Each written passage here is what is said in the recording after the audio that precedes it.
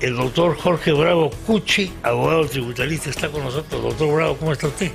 ¿Qué tal? Muy buenos días. Muy buenos días, Chema. Encantado de estar aquí contigo en tu programa. ¿Ha leído el paquete tributario? Sí, he quedado básicamente es frondoso, es amplio. Revisándolo. Así lo ha revisado. Más de 70 páginas. 70 páginas. ¿Qué le ha impresionado de saque?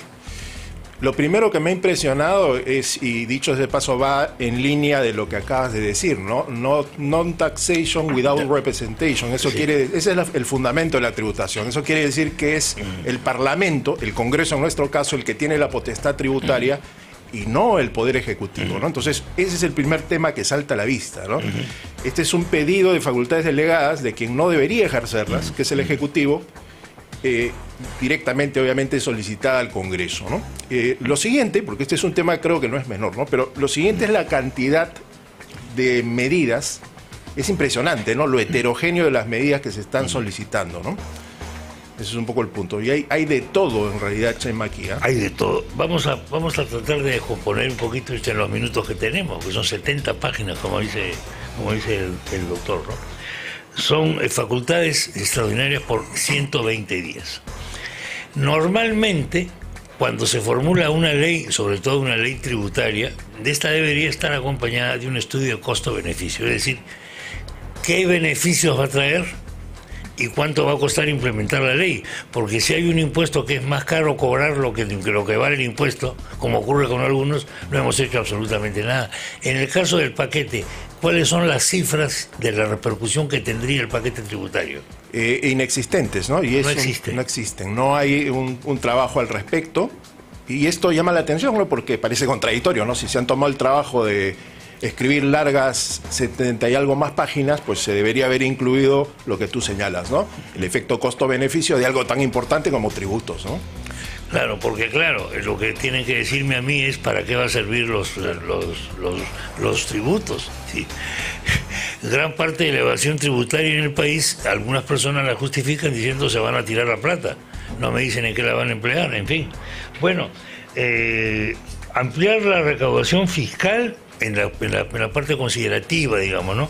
Ampliar la recaudación fiscal para aplicarla en sectores claves como salud y educación para reducir las inequidades existentes. Suena muy bien, evidentemente, pero ¿cómo se traduce eso en los hechos?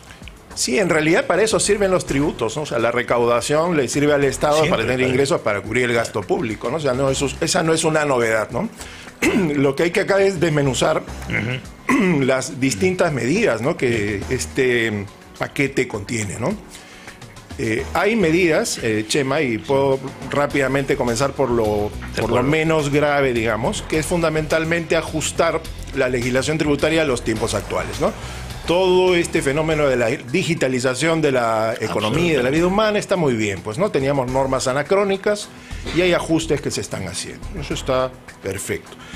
Pero de ahí vamos a un cambio que creo que es importante y las personas naturales sobre todo deberían estar atentas a esto, ¿no? Este paquete normativo busca elevar el nivel de tributación para las personas naturales. Y eso es importante, ¿no? Las rentas de arrendamientos, por ejemplo, que hoy tienen tasa del 5%, son candidatas a ahora tributar a un nivel mayor. ¿Cuánto? No se dice. ¿No se dice la cifra? No se dice. Y eso es un poco raro. Sí, que no se diga esa cifra es un poco raro. Por ejemplo, porque ahí, ¿cómo va a repercutir esto en el mercado inmobiliario, por ejemplo? Es una cosa que tendríamos que ver. O sea, ¿cómo va a repercutir? ¿Me van a subir el alquiler? No, gracias. Si yo pago alquiler, ¿no? Y si yo soy dueño y quiero mover el mercado inmobiliario y quiero hacer negocios, etcétera, van a decir, nadie me va a alquilar. Porque ¿quién va a cubrir ese costo? El costo de ese tributo, ¿quién lo va a pagar? Y es que aquí deberíamos nosotros analizar si esta subida de las tasas para personas naturales no va a conducir más bien a una informalidad. Ese es el problema, ¿no? Y lo otro, Chema, es que esto va incardinado con una modificación también para el régimen de empresas que contratan con las personas naturales que reciben estas rentas. ¿Por qué? Hoy en día, cuando una empresa, por ejemplo, ¿no?, arrienda un inmueble a una persona natural, puede deducir ese pago efectuado. Sí, pero están acá ahora en este paquete indicando que pondrían trabas a la deducción de estos gastos a las empresas. Entonces ahí tenemos un problema, porque va a subir pues todo lo que es impuesto a la renta, etcétera, etcétera, con una seguidilla de impuestos. Y la repercusión va a ser muy peligrosa, me parece. El otro leo, por ejemplo, la ley de regalías mineras, que se modificaría también con este paquete. Sí, en tiempos actuales lo que se está buscando pues es mirar un poco a cuál es el sector económico que está generando mayor cantidad de ingresos. Sin duda alguna siempre lo ha sido la minería, ¿no? La minería es entonces es ajustar un poco gravámenes que hay a la minería, ¿no? Por ejemplo, las regalías, el tema de la tributación específica al sector minero, lo que se busca es incrementar, mirando un poco ahí sí hay cifras, ¿ah? Ahí sí hay cifras. Ya. Han mirado el mercado, cómo ha evolucionado, ¿no?, el precio de los minerales. Exacto. El cobre, sobre todo. Eso es importante, y sobre todo están tomando como comparativos países muy parecidos a Perú que también son mineros, ¿no? Por ejemplo, Chile. Ya. ¿No? Ya han visto que hay espacio para ajustar la tasa de impuesto a la renta. Bueno, ¿eso nos hace más competitivos o menos competitivos en el mercado mundial? Y esa es la pregunta siempre que hay que hacerse. Sí, definitivamente hay posturas ideológicas. Yo particularmente, técnicamente, creo que no es muy competitivo, ¿no? No sería muy conveniente. Luego tenemos la ampliación de las funciones del Banco de la Nación. ¿Cómo entender esto, doctor? Sí, yo aquí creo que hay que revisar con mucho cuidado esto del Banco de la Nación, ¿no? Porque el Banco de la Nación tiene una función, es un ente estatal, habría que ver si efectivamente va a dar abasto a su infraestructura, a comenzar a trabajar ahora como una entidad de operaciones múltiples, ¿no? ¿Qué queremos? ¿Que el Banco de la Nación compita en el mercado de los bancos privados? ¿Es un poco la idea? Pareciera ser que esa es la idea, por lo menos, ¿no? Porque se le va a ampliar ciertas funciones, ¿no? Sí, es correcto, ¿no? Y número uno, no sé si ese es el rol que debería tener el Banco de la Nación. Y número dos, habría que ver si está preparado para eso, ¿no? Porque ya en la época pandémica hemos visto que con estos temas del bono ha habido problemas, ¿no? El estereotipo de eso es la cola que da la vuelta a la manzana, sí. Pues entonces ahí hay un problema. Luego tenemos el incremento del tope de multas que impondría la Superintendencia de Banca y Seguros. ¿Cuál es el objetivo de esto? ¿Cuál sería el objetivo de esto? Claro, si bien esta no es una norma tributaria, creo que tiene que ver pues con el tema regulatorio, ¿no? El colocar un poco presión en el sistema financiero y bancario para que pues brinden un mejor servicio y efectivamente ordenen un poco ahí la atención hacia el consumidor, ¿no? Al usuario financiero y bancario. Entiendo que ese es el propósito.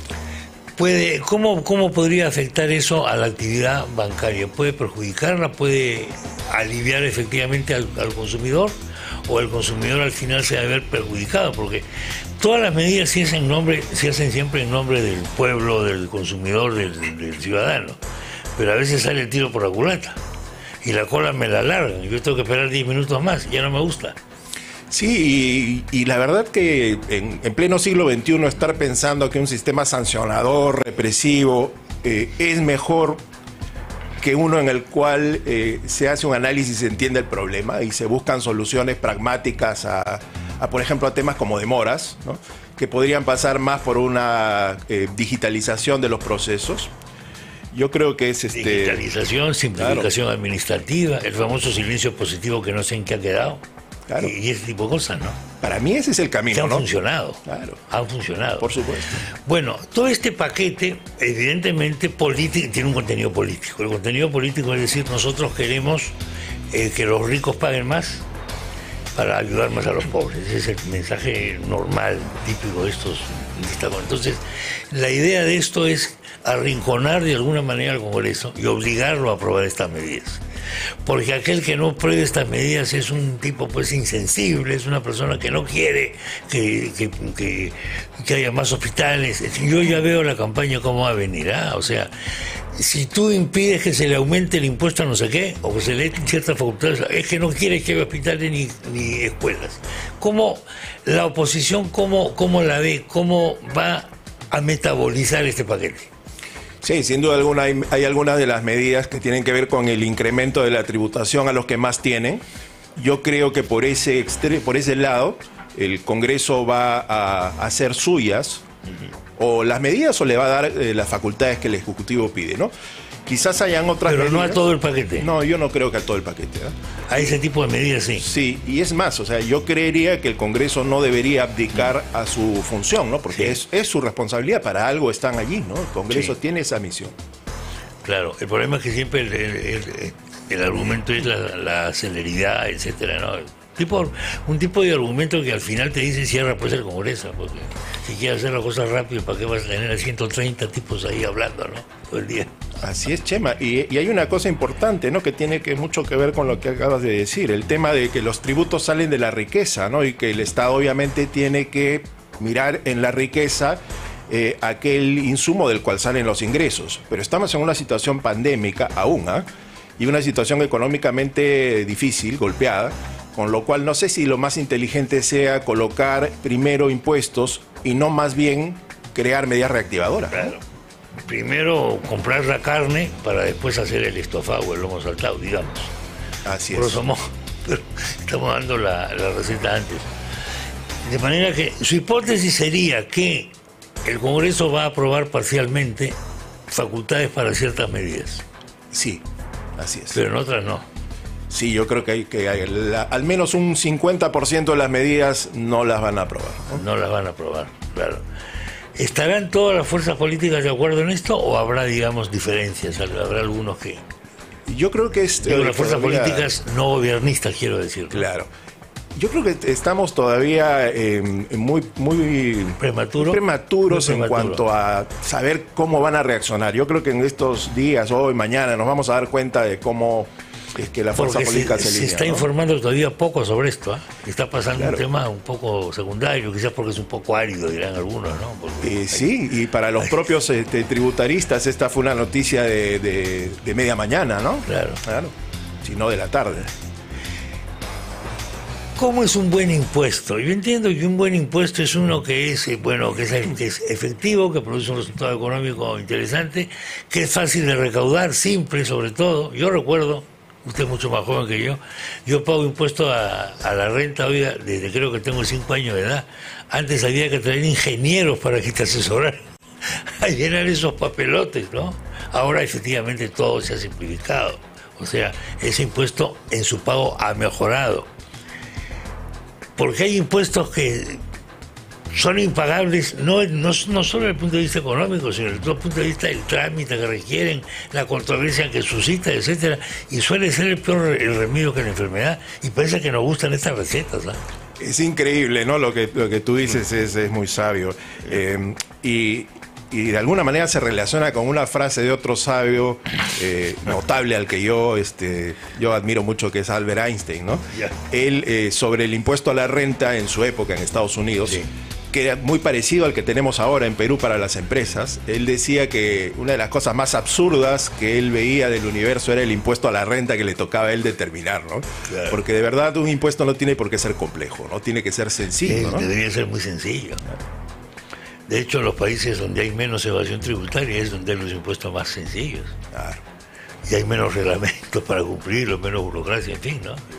Pero es correcto. Eso es lo que nos puede ocurrir. Bueno, veremos cómo se desarrolla el tema, pero este tema se va a prestar, como usted se da cuenta, a demagogia pues, de todo tipo, ¿no?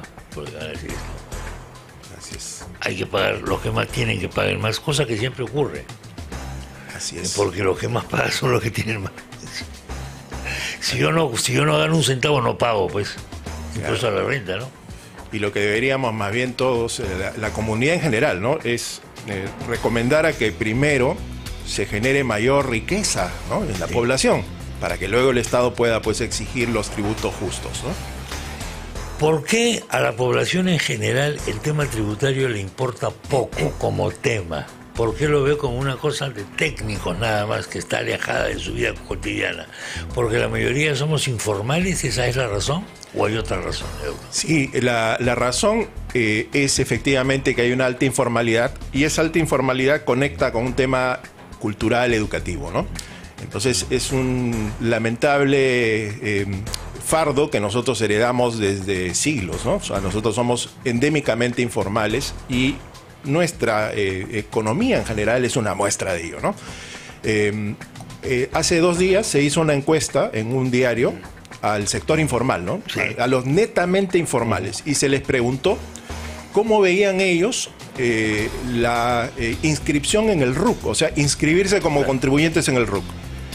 La mitad de ellos, Chema, respondió diciendo que veían innecesario hacerlo. Pues es increíble, ¿no? Pero luego, esto responde justamente tu pregunta, ¿no? Es que la mayoría de la gente no ve, no entiende siquiera la razón de la tributación, ni ve por qué es necesario hacerlo, ¿no? Hablamos pues de un sector microempresarial, diría yo, casi un 98%, ¿no?, de las empresas es microempresario, y allí está pues la gran cantidad de informalidad, de negocios muy pequeños. La informalidad termina achicando las economías, obviamente no tributan, y este es un círculo virtuoso pero negativo, ¿no?, que deberíamos romper, creo yo, de una vez por todas, con educación, ¿no? Siempre desde que tengo uso de razón, se dice, necesitamos ampliar la base tributaria. Todos los años se repite lo mismo, ¿no? Nuestra base tributaria es demasiado exigua, demasiado pequeña. Tenemos que ampliar la base tributaria y no lo hacemos, no lo logramos. Porque no se entiende qué significa eso, ¿no? Ese es un discurso que no tiene coherencia con las acciones que el Estado toma, ¿no? Exactamente. Exactamente, porque lo que ha pasado en los últimos meses y años es que se ha aumentado la informalidad. O sea, la pandemia ha aumentado la informalidad. Porque algunas empresas formales se han informalizado, por lo menos parcialmente. Es correcto, ¿no? Y hay que ser muy cuidadosos con que parte de las medidas de este paquete no generen informalización, más informalización. Porque te cuento que uno de las medidas del paquete tiene que ver con ellos, con los informales, ¿ah? Sí. Y no se da mucha pista de lo que quieren hacer, ¿no? Pero pareciera ser que quieren reducir el RUS, que es un régimen pequeñito, eliminar el régimen especial de renta, y aparentemente un tercero que hay por ahí, esto sería increíble, ¿no? Hay 4 regímenes en realidad, ¿no? Para los informales, quieren reducirlos aparentemente a 2. Pero, ¿qué significa realmente eso? ¿Van a generar una mayor formalidad a alguien que es averso a la formalidad, que es un informal? No lo sabemos, pero saben que eso es muy, muy delicado, ¿no?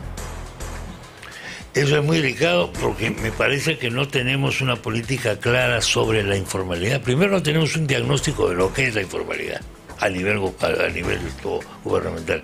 Si no sabemos lo que es ni cuánto es, estamos trabajando a ciegas. Por supuesto.